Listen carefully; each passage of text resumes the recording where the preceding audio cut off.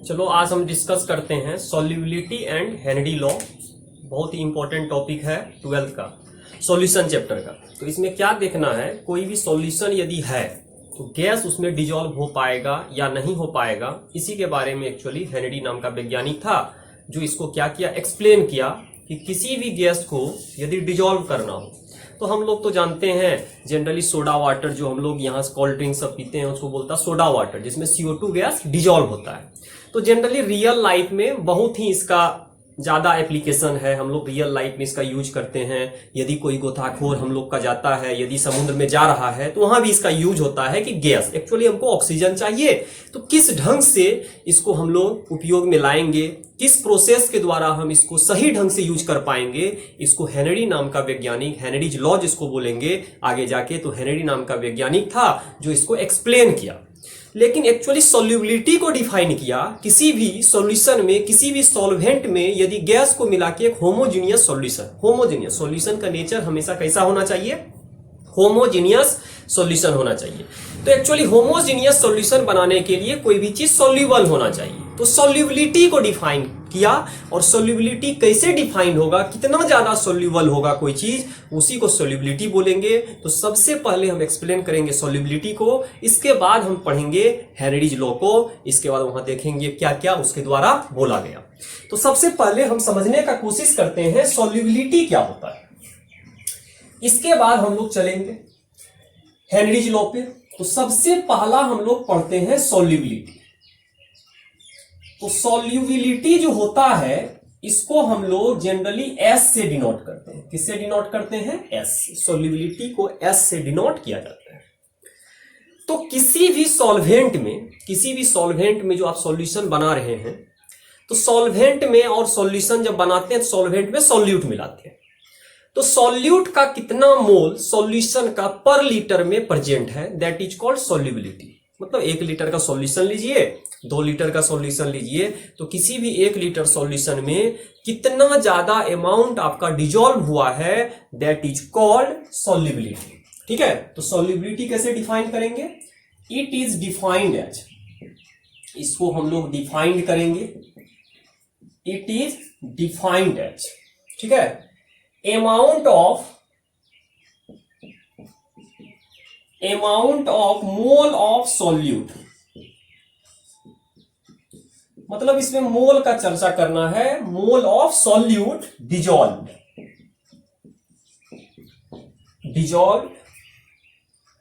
पर litre of solution. मतलब litre में, सॉल्यूशन को किस में रखना है? लीटर में रखना है। और यदि कितना अमाउंट आपका डिजॉल्व हुआ है, देखते हैं, ध्यान से समझने का कोशिश करते हैं, दैट इज कॉल्ड सॉल्युबिलिटी। तो मान लीजिए कंटेनर लिए हैं और आप इसमें सॉल्यूशन तैयार किए, तो सॉल्यूशन का वॉल्यूम जो होगा, इसका सॉल्यूशन का वॉल्यूम है volume of solution, V of solution है आपका वॉल्यूम किसका है? सॉल्यूशन का। तो इसमें कितना अमाउंट डिजॉल्व हुआ है, किसका? सॉल्यूट का। और सॉल्यूट का मोल लेना है, और कितना अमाउंट डिजॉल्व हो गया पर लीटर ऑफ सॉल्यूशन, तो इसको हमेशा किस में लेना है? लीटर में लेना है।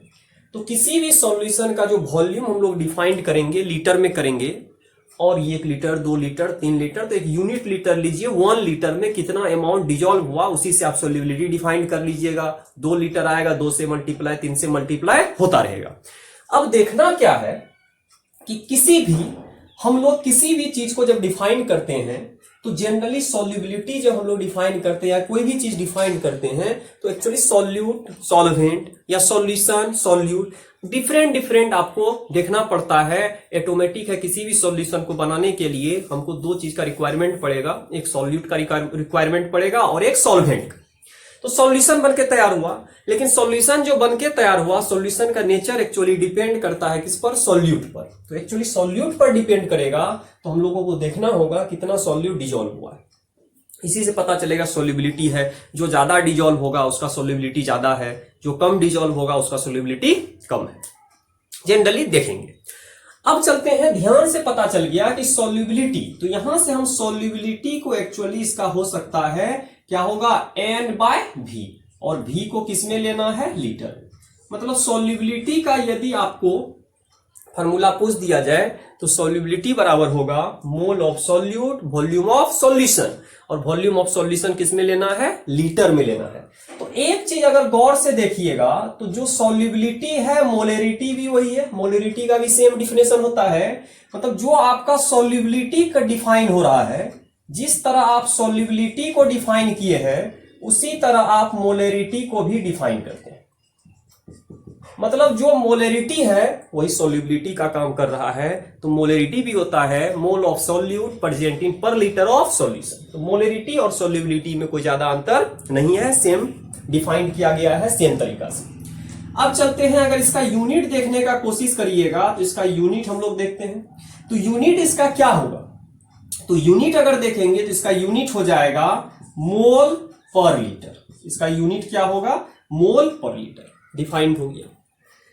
अब सॉल्युबिलिटी जब पता कर लिए तो हम लोग अब चलते हैं, हम लोग तो जानते हैं कोई भी चीज जब डिफाइंड करते हैं तो इक्विलिब्रियम कंडीशन में ज्यादा डिफाइंड कर पाते हैं। कोई भी चीज आप लोग पढ़े, वेपर प्रेशर सॉल्यूशन में पढ़ रहे थे, या कोई भी प्रेशर एग्जर्ट हो रहा था, कोलिगेटिव प्रॉपर्टी हम लोग डिफाइन कर रहे थे, सब इक्विलिब्रियम कंडीशन पे था। इक्विलिब्रियम कंडीशन पे आके हम लोग उसको सही ढंग से डिफाइन कर पाते हैं। तो ऑटोमेटिक सा बात है कि हर समय सॉल्युबिलिटी यदि डिफाइन करना है तो एक टर्म इसका आएगा सॉल्युबिलिटी प्रोडक्ट। ठीक है, तो सॉल्युबिलिटी प्रोडक्ट क्या होगा, एक कांस्टेंट वैल्यू है। तो यहां से सॉल्युबिलिटी से डायरेक्ट क्वेश्चन तो नहीं आएगा, आपको सॉल्युबिलिटी प्रोडक्ट दे देगा और पूछेगा सॉल्युबिलिटी क्या होगा, या सॉल्युबिलिटी दे देगा आपसे पूछेगा सॉल्युबिलिटी प्रोडक्ट क्या होगा। तो यहां से देखने का कोशिश करते हैं सॉल्युबिलिटी प्रोडक्ट। तो सॉल्युबिलिटी से जन्म लेगा एक नया टर्म आपका आएगा केएसपी, इसको बोलते हैं केएसपी, जिसको डिफाइन करेंगे सॉल्युबिलिटी प्रोडक्ट। ध्यान से देखिएगा सॉल्युबिलिटी प्रोडक्ट। के क्या है, एक कांस्टेंट है, और हम जानते हैं कि कोई भी कांस्टेंट वैल्यू हो, कांस्टेंट वैल्यू ओनली डिफाइन कर सकते हैं, के तभी निकाल सकते हैं जब कोई चीज एग्जिस्ट करता हो इक्विलिब्रियम पर। प्रोडक्ट डिवाइडेड बाय रिएक्टेंट करते हैं, concentration of product divided by concentration of reactant जब करिएगा तो ऑटोमेटिक आपका डिफाइंड हो जाएगा। तो डिफाइंड करने के लिए हमको जरूरी है कि कोई भी चीज एग्जिस्ट करे इक्विलिब्रियम पे। मतलब इसको यदि डिफाइंड करना है, only can be defined, only can be defined at equilibrium. यदि कोई चीज इक्विलिब्रियम में है तब तो आप इसको डिफाइन कर पाइएगा, क्योंकि कांस्टेंट हमेशा डिफाइंड होता है इक्विलिब्रियम पे। और इक्विलिब्रियम का साइन होता है जो चीज फॉरवर्ड और बैकवर्ड दोनों में जा पाए, फॉरवर्ड भी जा पाए, प्रोडक्ट भी बना के प्रोडक्ट से आप रिएक्टेंट भी कन्वर्ट कर सकते हैं, उसी समय आप इसको डिफाइन कर पाइएगा। इसको तो आप कहीं भी डिफाइन कर सकते हैं, लेकिन अगर सॉल्युबिलिटी से आपको सॉल्युबिलिटी प्रोडक्ट पूछा जा रहा है तो इसको डिफाइन करने के लिए कोई भी चीज का होना जरूरी है, किस पर, इक्विलिब्रियम। यदि इक्विलिब्रियम पर हो गया तो आप समझ जाइए कि एसपी को आप आसानी से डिफाइन कर लीजिएगा। अब देखते हैं नेक्स्ट, अगर कोई चीज इक्विलिब्रियम पे हो गया तो केएसपी निकाल सकते हैं। तो अब बात आया कि एसपी किस चीज का निकालेंगे। इक्विलिब्रियम पे हर कुछ नहीं आ सकता है। नमक घुलाइए पानी में, तुरंत घुल जाता है, और नमक से आप सोचिएगा कि ऑटोमेटिक है, फिर से अगर आयन में कन्वर्ट हो गया उसको फिर से आप नमक में कन्वर्ट करने का कोशिश करिएगा, इजीली कन्वर्ट नहीं होगा। मतलब एक बार वो डिजॉल्व हो गया, बैक नहीं आ रहा, जो बैक नहीं आ रहा है इक्विलिब्रियम में नहीं आ सकता। इक्विलिब्रियम का मीनिंग हो गया फॉरवर्ड भी जाए और बैकवर्ड भी जाए। तो यहां से चलते हैं कि अगर हम यहां पर कोई भी साल्ट लेंगे, बड़ा डिफाइंड हो रहा है, यहां यदि हम कोई साल्ट ले लें तो यदि साल्ट्स ले रहे हैं तो साल्ट्स तो आपका दो प्रकार का हो सकता है, नमक दो प्रकार का हो सकता है। एक तो पूरा सॉल्युबल हो जाए और एक ऐसा हो जाए स्प्रिंगली सॉल्युबल भी हो सकते हैं या इनसॉल्युबल टाइप का, मतलब ज्यादा आपका सॉल्युबल नहीं हो, तो इसको स्प्रिंगली सॉल्युबल भी बोलते हैं।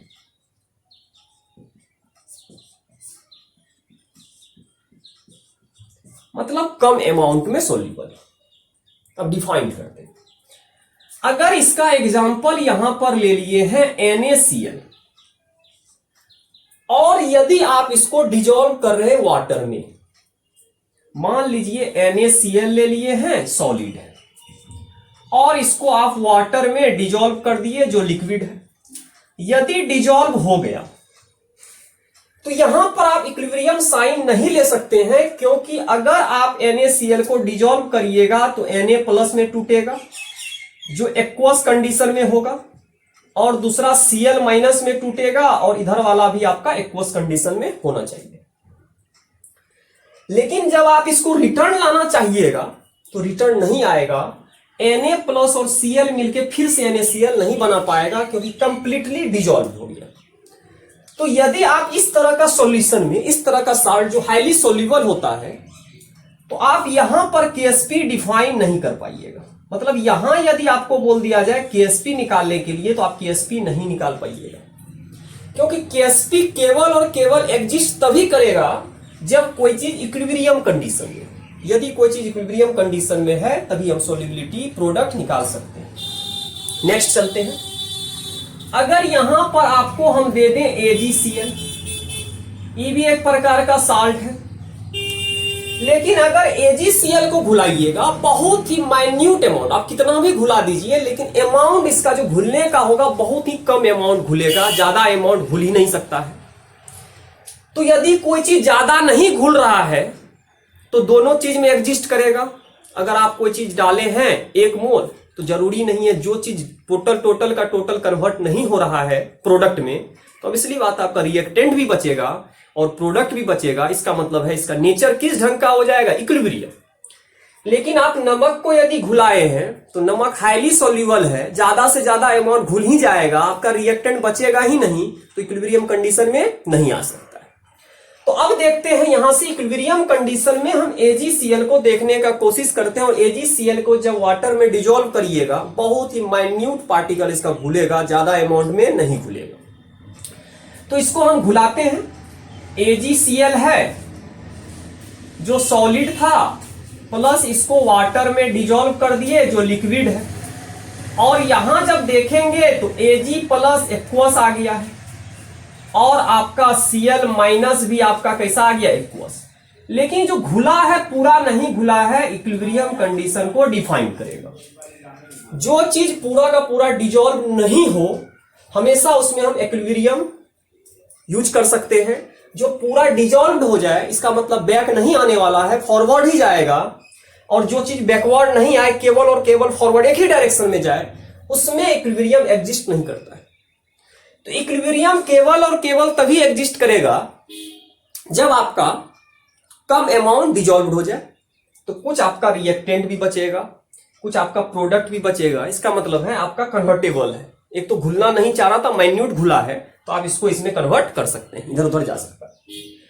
तो जब आप कोई चीज माइन्यूट बहुत ही कम सोल्यूबल हो उसमें इक्विलिब्रियम एग्जिस्ट करता है, और जिसमें इक्विलिब्रियम एग्जिस्ट करता है, कम अमाउंट डिजोल्व होता है, इक्विलिब्रियम एग्जिस्ट करता हो, उसका हम KSP निकाल सकते हैं, मतलब सोल्युबिलिटी प्रोडक्ट हम डिफाइन कर सकते हैं। तो अब चलते हैं सोल्युबिलिटी प्रोडक्ट कैसे डिफाइन करेंगे इसको देखते हैं।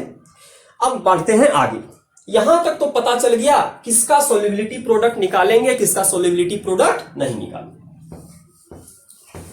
अब नेक्स्ट चलते हैं और कोशिश करते हैं समझने का।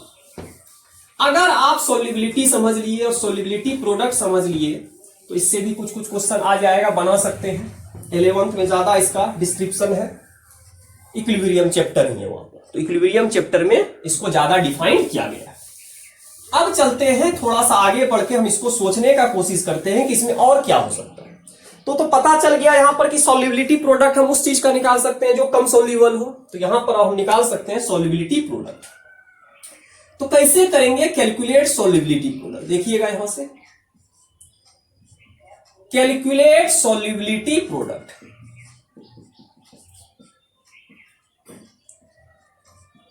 KSP। तो उसी एग्जांपल को लेते हैं। मान लीजिए यहां एक एग्जांपल है AgCl, इसको डिजोल्व कर दिए, इक्विलिब्रियम एग्जिस्टेंस में है, एग्जिस्ट कर रहा है। यहां पर आ गया Ag+ एक्वस ले लीजिए, और यहां पर Cl- एक्वस ले लीजिए इक्विलिब्रियम में। और जनरली हम लोग क्या जानते हैं, कोई भी यदि कांस्टेंट निकालिएगा तो क्या होता है, कंसंट्रेशन, ध्यान दीजिएगा, concentration of product, concentration of product, और ये वाला पार्ट आपका solid, by concentration of reactant, by concentration of reactant कर दिए। प्रोडक्ट में केवल और केवल आपका वाटर भी यहां पर है। जनरली कंसंट्रेशन सॉलिड का 1 ले लिया जाता है, पूरा का पूरा प्योर यदि सॉलिड है तो उसका 1 ले लेंगे, तो इसका कंसंट्रेशन यूज नहीं होगा, वाटर का फिर यूज होगा। तो यहां से चलते हैं, हम लोग को पता कर लिए, यहां पर K बराबर आ जाएगा, देखिएगा क्या, Ag प्लस, और यहां पर आ जाएगा Cl minus divided by water लेना है, ठीक है। AgCl सॉलिड है, सॉलिड का कंसंट्रेशन कभी यूज नहीं करते। अब बात आया, इसको बोलेंगे इक्विलिब्रियम कांस्टेंट। अभी जो आप यूज कर रहे हैं इसको बोलेंगे इक्विलिब्रियम कांस्टेंट, इसको बोलेंगे सॉल्युबिलिटी प्रोडक्ट नहीं बोलेंगे, इसको बोलेंगे इक्विलिब्रियम कांस्टेंट। इसको क्या बोल दिए, इक्विलिब्रियम कांस्टेंट। लेकिन यदि इसी चीज को हम लोग किसमें कन्वर्ट कर सकते हैं, देखिएगा, यदि वाटर को यहां लेके चले आइए और यहां पर Ag प्लस है और यहां पर Cl माइनस, ठीक है, कर दिए। तो जनरली अगर आप देखिएगा कि K प्लस और वाटर है और यहां पर Ag प्लस और Cl माइनस है, तो इसको आयनिक प्रोडक्ट भी आप बोल सकते हैं। इसको क्या बोल सकते हैं, आयनिक प्रोडक्ट भी बोला जा सकता है। तो इसको हम KIP भी बोल सकते हैं। KIP बराबर हो जाएगा Ag प्लस और Cl माइनस, इसको बोलेंगे आयनिक प्रोडक्ट,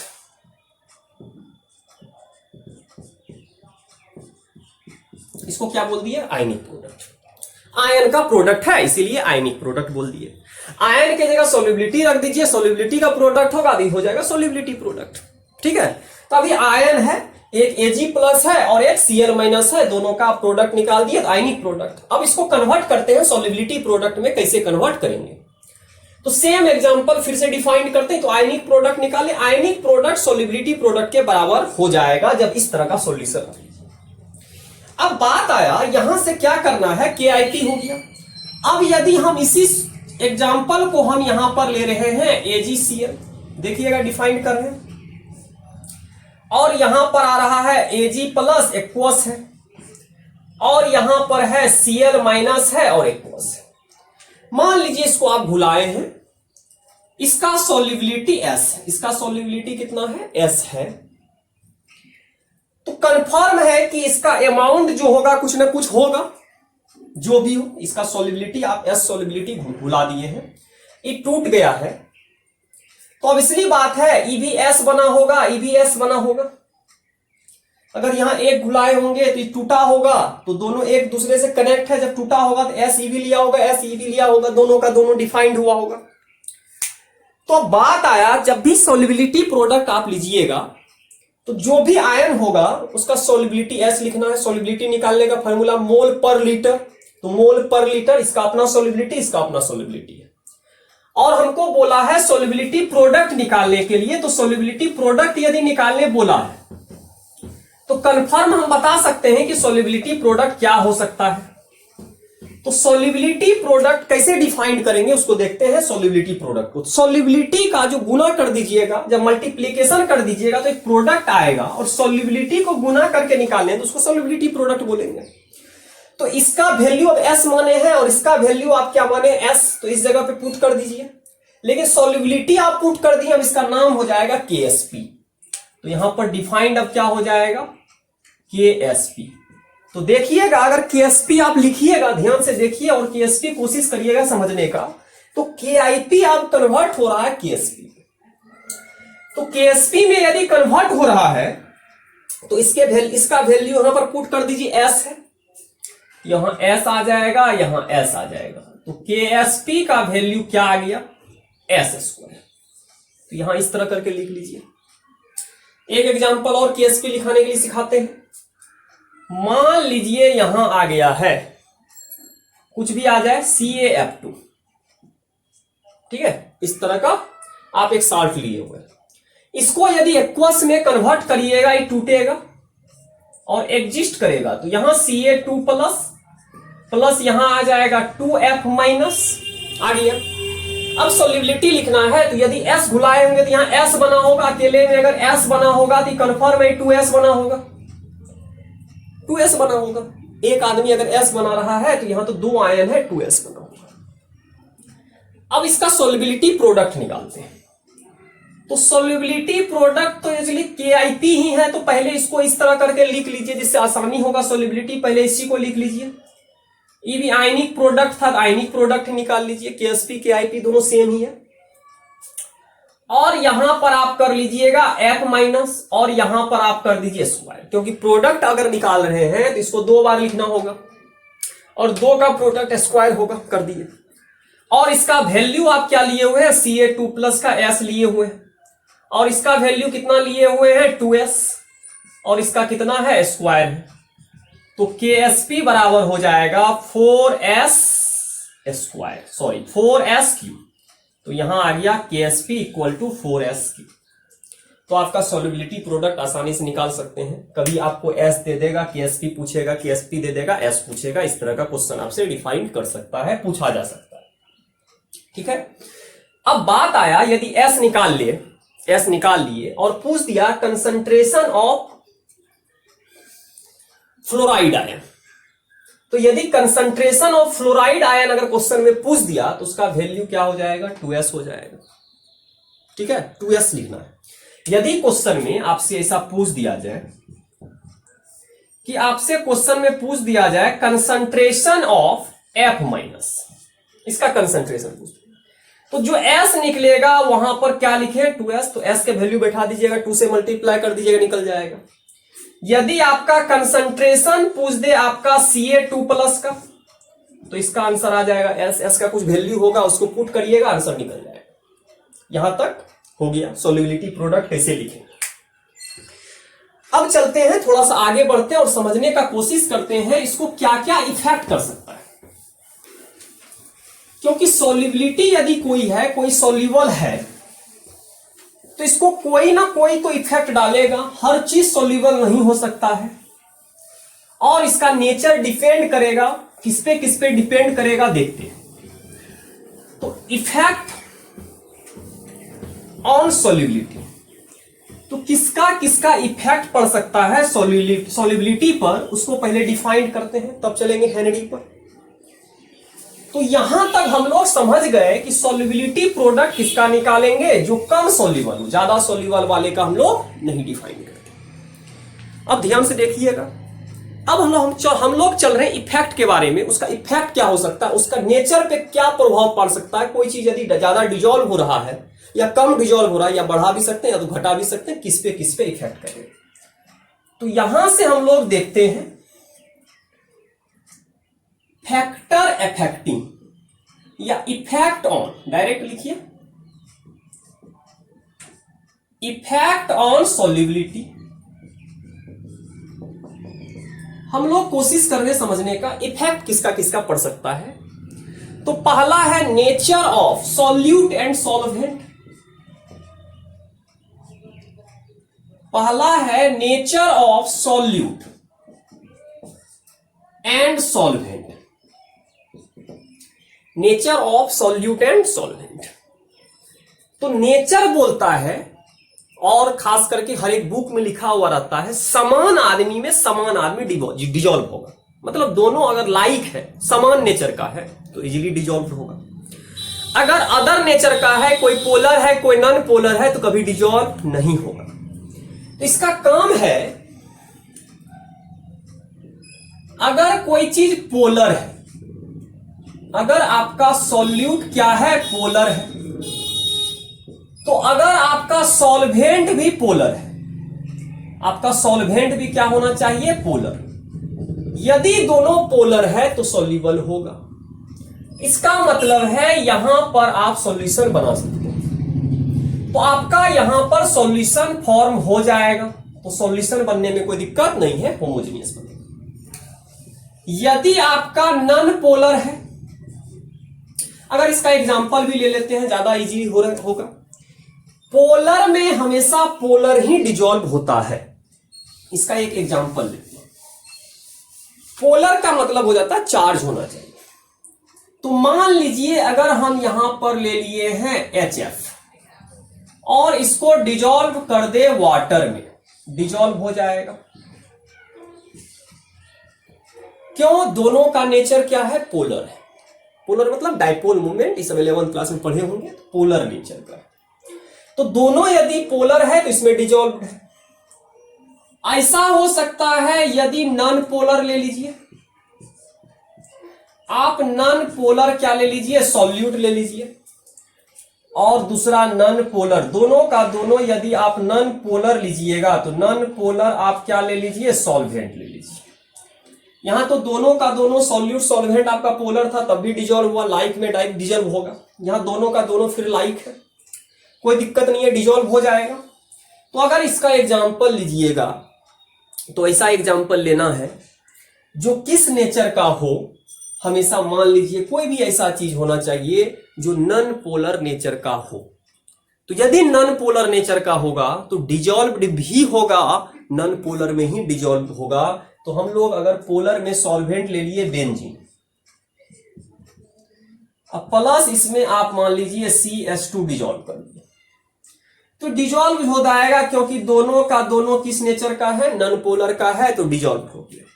तो हमेशा याद रखिएगा दोनों लाइक नेचर का होना चाहिए। लाइक मतलब समान नेचर का हो। यदि समान नेचर का हो तो सॉल्युबिलिटी ज्यादा होगा। यदि दोनों फिर समान नेचर का है, या तो पोलर हो या तो नॉन पोलर हो, कोई दिक्कत नहीं है। आप जिस भी नेचर का ले रहे हैं कोई टेंशन नहीं है, आराम से आप इसको डिफाइन कर सकते हैं। अब नेक्स्ट चलते हैं। अगर हम यहां से पता कर लिए कि सॉल्युबिलिटी डिपेंड करेगा नेचर ऑफ सॉल्वेंट पर, polar polar non polar, non polar में डिजॉल्व होगा। नेक्स्ट चलते हैं टेम्परेचर। नेक्स्ट चलते हैं टेम्परेचर T।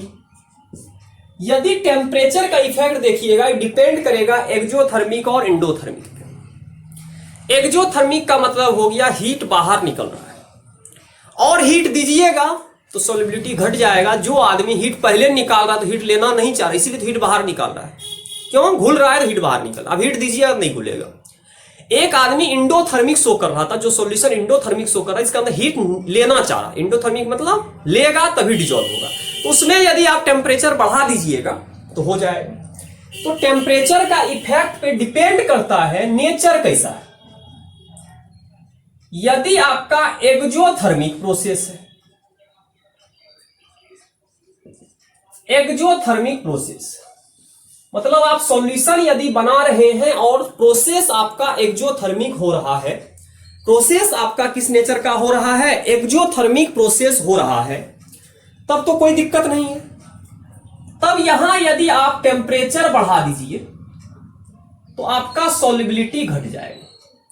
क्यों? क्योंकि यहां तो पहले से टेम्परेचर बाहर इवॉल्व हो रहा था, और जबरदस्ती आप टेम्परेचर दे रहे हैं तो सॉल्युबल होने नहीं देगा, मतलब सॉल्यूट को घुलने नहीं देगा। अगर इसी चीज में आप देखिएगा इंडोथर्मिक, अगर प्रोसेस आपका हो गया इंडोथर्मिक, तो इंडोथर्मिक प्रोसेस में कोई दिक्कत नहीं, हीट एब्जॉर्ब करता है। यदि कोई चीज हीट एब्जॉर्ब कर रहा है और हीट दीजिएगा तो और एब्जॉर्ब करेगा। तो यदि आप टेम्परेचर यहां बढ़ा रहे हैं तो सॉल्युबिलिटी बढ़ रहा है। तो डिपेंड करता है टेम्परेचर पे। अब लास्ट चलते हैं प्रेशर पे। तो नेक्स्ट हम लोग चलते हैं प्रेशर पे। प्रेशर पे, अब प्रेशर तो हर चीज पे डिपेंड नहीं करेगा। अब ऐसा थोड़े दो लिक्विड को घुला रहे, प्रेशर बढ़ा दीजिए घुल जाएगा। तो लिक्विड है पहले से, कंडेंस्ड फॉर्म में है, तो उसमें क्या करिएगा? सॉलिड और कंडेंस्ड होता है, उसको क्या करिएगा? उसको घुलाने के लिए कोई जरूरी नहीं होता। तो यदि हम आप सॉलिड प्लस लिक्विड घुला रहे हैं तो कोई टेंशन नहीं है, यहां पर कोई इफेक्ट नहीं होगा। यदि आप लिक्विड में लिक्विड घुला रहे हैं, इस दोनों कंडीशन में नो इफेक्ट होगा। क्यों? क्योंकि सॉलिड पहले से कंडेंस, आप चीनी घुला रहे हैं तो चीनी को घोलना पड़ेगा, प्रेशर नहीं देना है। तो कोई चीज पहले से कंडेंस फॉर्म में है उस पर प्रेशर काम नहीं पड़ता। प्रेशर केवल और केवल उसी पे काम करेगा जो कंडेंस फॉर्म में नहीं है, बहुत दूर दूर है, उसका मॉलिक्यूल्स को नजदीक लाइएगा तब घुलनशील होगा, घुलेगा। तो इसका मतलब है कि यदि हम यहां गैस ले लें और यहां लिक्विड ले लें तब यहां इफेक्ट पड़ेगा प्रेशर का, क्योंकि यदि गैस को यहां पर इंटर करवाइएगा, यदि आप प्रेशर को बढ़ा दीजिए तो सॉल्युबिलिटी क्या होगा? बढ़ जाएगा। तो डिफाइंड हो गया। तो यहां तक हम लोग सीखे कि सॉल्युबिलिटी क्या होता है, सॉल्युबिलिटी प्रोडक्ट क्या होता है, प्रेशर का इफेक्ट केवल और केवल कहां पड़ेगा? केवल और केवल उसी जगह पड़ेगा गैस प्लस लिक्विड पे। यदि गैस आप लिक्विड में घुला रहे हैं और प्रेशर दीजिएगा तो इजीली वहां पर प्रेशर काम करेगा, लेकिन इस पे कोई प्रेशर काम नहीं करेगा। तो चलिए सॉल्युबिलिटी प्रोडक्ट पे एक दो क्वेश्चन करते हैं, फिर तब हम लोग हेनरीज लॉ पे चलेंगे। तो हम लोग सबसे पहले इसको डिफाइंड कर लेते हैं। डिफाइंड कर लिए सॉल्युबिलिटी पे क्या इफेक्ट पड़ता है, प्रेशर का, टेम्परेचर का। अब हम लोग नेक्स्ट इसका एक दो क्वेश्चन करते हैं और क्लियर हो जाएगा।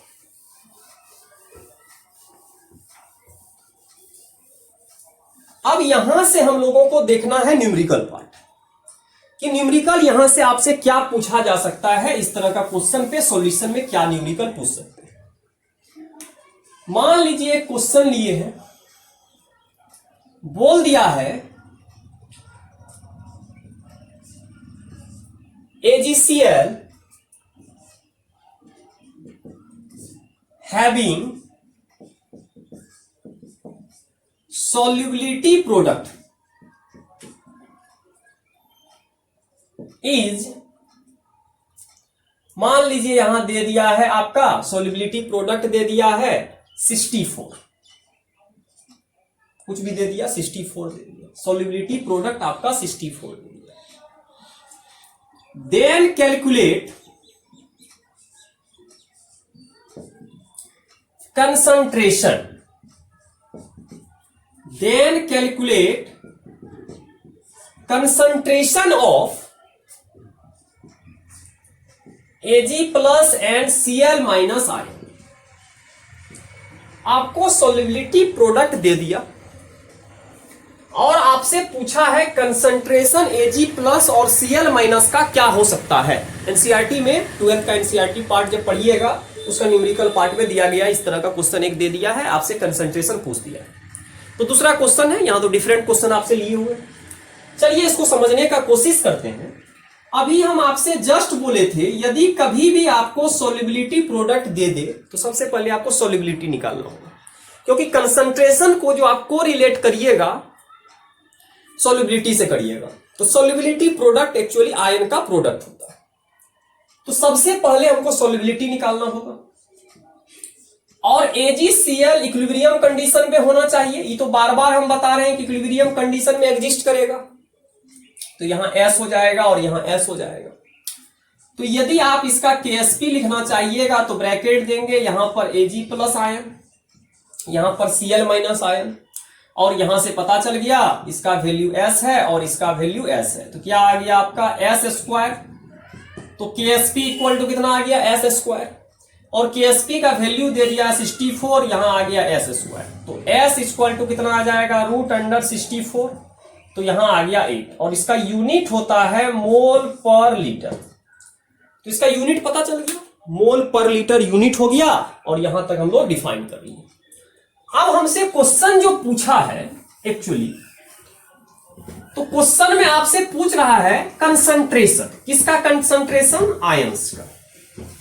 तो यदि आयंस का कंसंट्रेशन पूछा जा रहा है तो आपको आयंस का कंसंट्रेशन बताना होगा क्या हो सकता है। तो यदि यहां से आप डिफाइंड करिएगा तो आयंस का जो कंसंट्रेशन होगा S होगा। आयंस का कंसंट्रेशन कितना? S।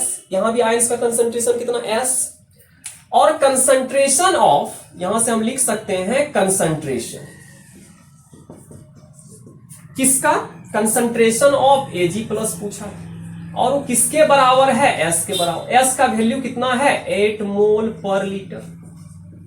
तो यहां से एक आंसर आ गया। 2s होता तो 2 से गुना करते, 3s रहता 3 से गुना करते, जैसा भी होता। फिर आपसे एक क्वेश्चन पूछा है concentration of Cl minus ion, ई भी वैल्यू s के बराबर है तो यहां पर आ जाएगा 8 मोल पर लीटर। तो इस तरह करके आप सोल्यूबिलिटी पे क्वेश्चन कर सकते हैं, ठीक है। तो नेक्स्ट वीडियो लेक्चर में हम लोग मिलेंगे। हम लोग देख रहे थे लास्ट में जब प्रेशर का इफेक्ट पड़ रहे थे तो देखे थे गैस पे इफेक्ट पड़ रहा है, तो उसको हेनरी नाम का वैज्ञानिक डिफाइन करेगा। तो नेक्स्ट वीडियो लेक्चर में हम लोग मिलेंगे आपसे हेनरी लॉ के साथ, ठीक है। तो इस वीडियो लेक्चर को देखिएगा, सब्सक्राइब करिएगा और दोस्तों के साथ शेयर भी कीजिएगा। Thank you.